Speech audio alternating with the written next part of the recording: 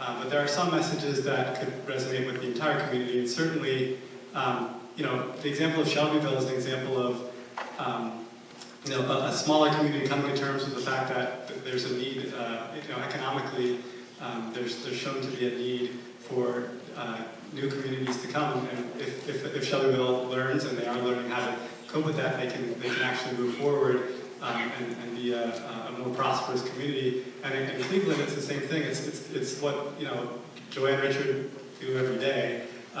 It's really trying to create this identity of Cleveland having an identity that we are, you know, there is a competition. People aren't aware of it, but it's starting in the Great Lakes area. You know, we work with St. Louis. We work with you know, we work in Michigan. Chicago has said they want to be the most immigrant-friendly city in the world. Rahm Emanuel has said that. We work with them. They're all part of our Welcoming Cities initiative, and we have other groups all over the country that are either part of the municipal government network or our affiliate network.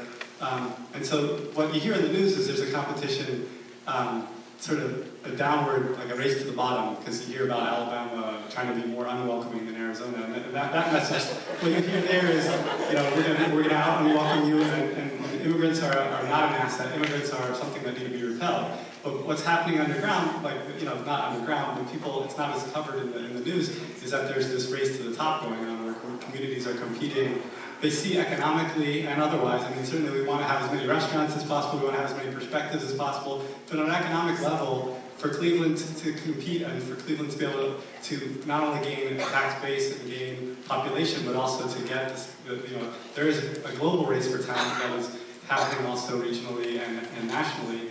And you know, for Cleveland to really shine and see a new era of economic and social prosperity, people need to come to terms with the fact that this needs to be part of our identity.